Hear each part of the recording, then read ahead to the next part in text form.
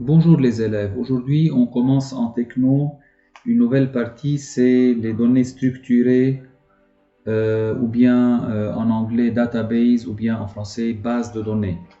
C'est quoi une base de données? Quelle est son importance dans notre vie, dans l'activité que nous pratiquons chaque jour sur nos téléphones, sur nos laptops, partout, les écoles, les banques, les supermarchés. Donc, on va découvrir un peu comment les informations qu'on est en train de collecter partout sont organisées afin d'en tirer des résultats d'une façon pratique et simple. Je vous donne un exemple avant de commencer l'explication, un exemple simple et clair. Pourquoi et comment on peut sur Google, en tapant un mot-clé par exemple sur un thème bien déterminé, en quelques secondes retirer de cette grande et géante base de données qui est sur Internet tous les sites qui parlent de ce sujet-là. Donc pratiquement parce que ces informations-là sont classées par ou bien dans des tableaux, dans des bases de données qui sont vraiment organisées pour en tirer les résultats d'une façon fiable, pratique et avec une vitesse aussi remarquable. Donc dans la deuxième partie, je passe au cours, j'ouvre le cahier numérique de votre manuel et j'essaye de pointer sur les parties qu'il faut prendre en considération. Et la semaine prochaine, je compte vous donner un devoir en ligne pour le pratiquer et me le rendre afin d'être évalué. Bonne chance, merci. Alors, maintenant on passe au manuel page 80 et devant nous on voit les repères historiques. On voit de l'année 1930 jusqu'à l'année 2013 les dates qu'il faut tenir compte. Donc en 1930, je vais agrandir un peu pour vous montrer un peu de quoi il s'agit. En 1930, on a inventé les cartes perforées qui sont des cartons qu'on fait des trous regroupés en groupes. Et ces trous-là, en les décodant, on peut connaître la signification. Donc c'était les premiers essais à reproduire les informations sous forme automatique. En 1956, la compagnie IBM a inventé le premier disque dur qui pesait 1 tonne pour une capacité seulement de 5 mégabytes. C'est la taille d'une photo sur vos cellulaires. En 1970, l'informaticien Code a inventé ou bien a proposé ce qu'on appelle le modèle relationnel des bases de données. Euh, Plus tard dans ce chapitre-là, vous allez comprendre c'est quoi une base de données. Et en 1979, le premier tableur a été conçu par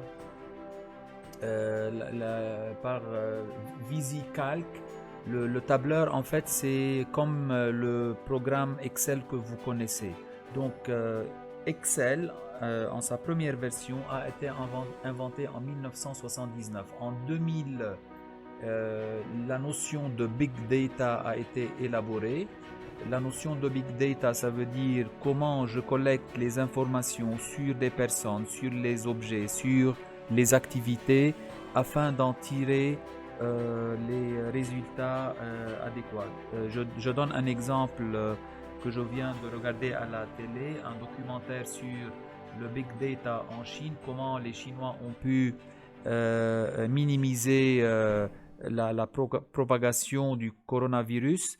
Donc, il y avait des caméras intelligentes partout dans le monde qui prenaient en photo les personnes.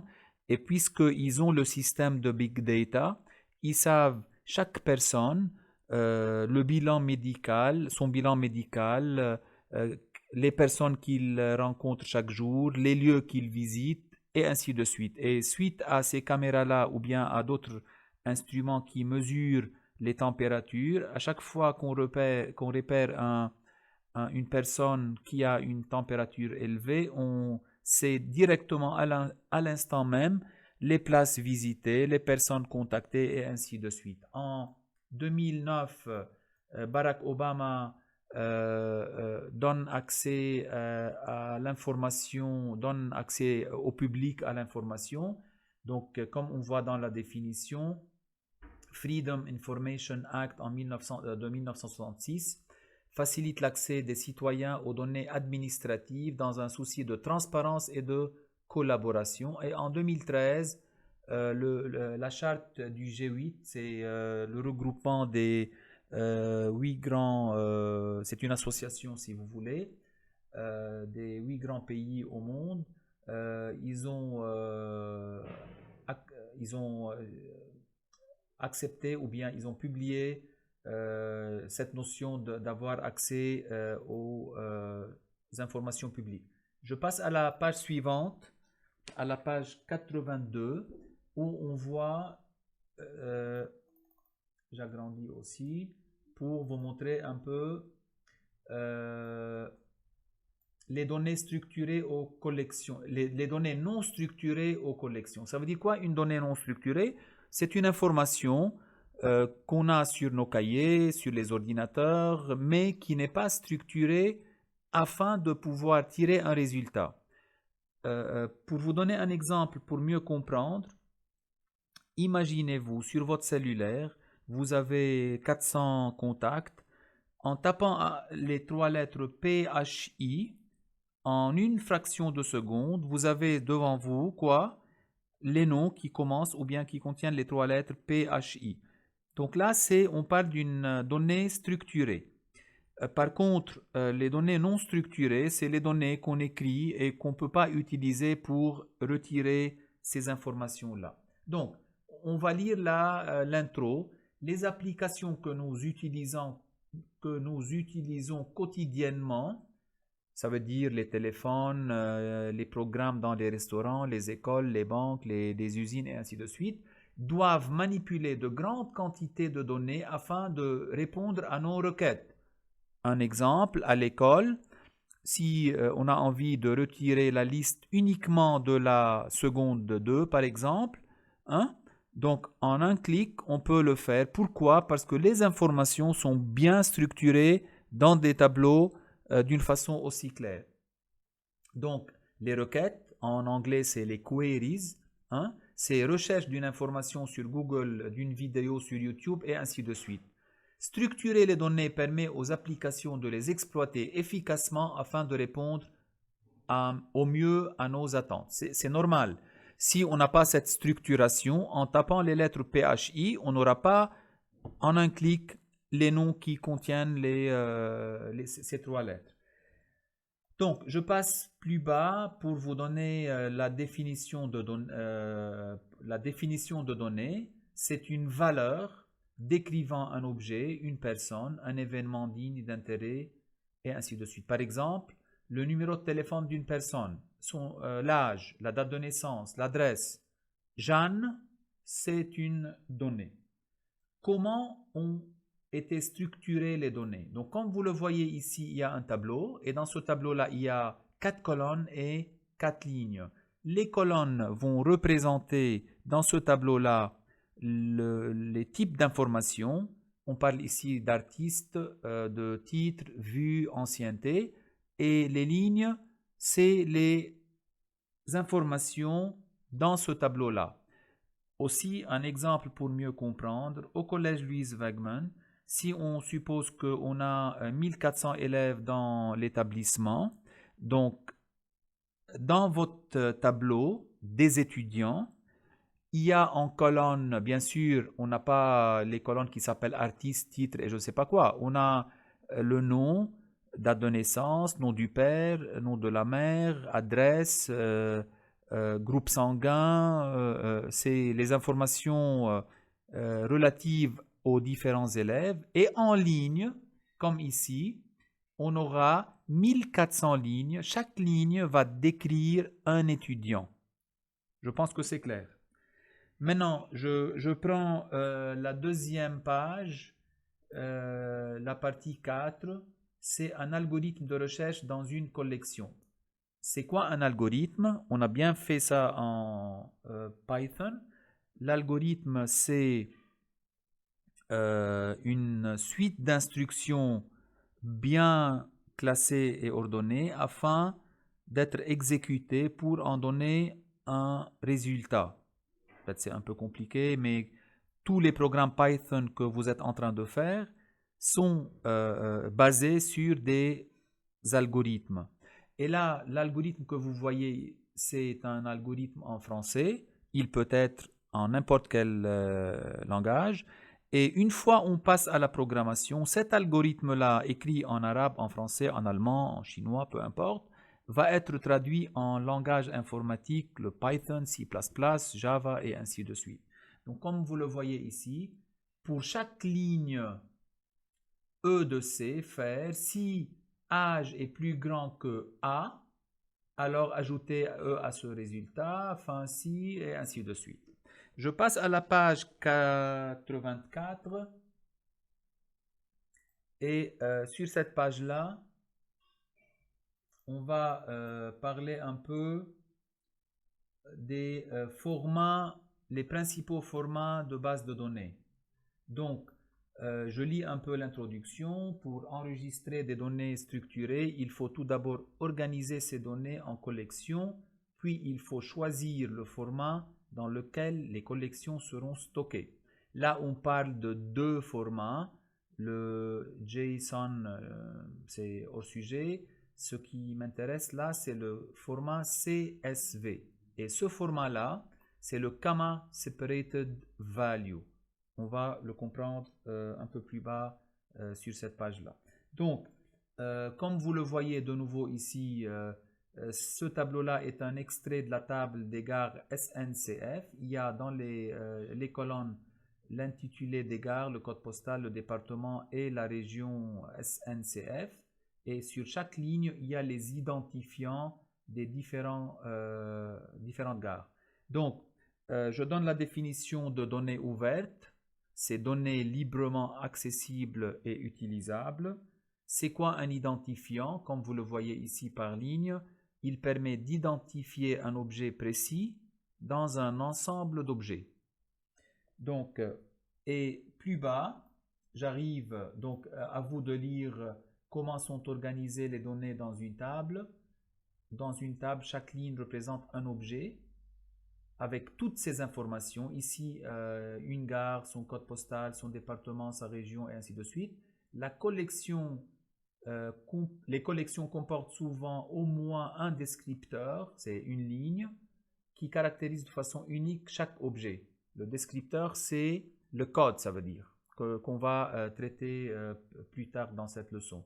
On appelle ce descripteur l'identifiant, c'est le code. Ici, chaque ligne a été intitulée gare distinct. C'est donc l'identifiant pour cette collection. Là, on voit un fichier CSV, donc la table des gares SNCF dans un fichier CSV. Vous voyez, à la première ligne, il y a 4 informations intitulées gare, code postal, département et région SNCF. Et les lignes sont les records ou bien les informations pour chaque gare. Alors, on a les bains, virgule, le code, virgule, odd, virgule, et ainsi de suite. Et on voit que ce fichier-là respecte la loi qui dit que si sur la première ligne, on a 4 informations séparées par des virgules, ça veut dire que les différentes lignes aussi sont qui contiennent 4 informations séparées par des virgules. Et plus tard, je vais vous montrer dans une autre vidéo que je vais vous partager sur Google Classroom sur comment convertir un fichier CSV en format Excel. Le format CSV, les valeurs sont séparées par des virgules. Certains fichiers CSV utilisent d'autres symboles point-virgule ou encore la tabulation par exemple. C'est quoi les métadonnées? Je vais lire la définition littéralement. Une donnée sur une donnée.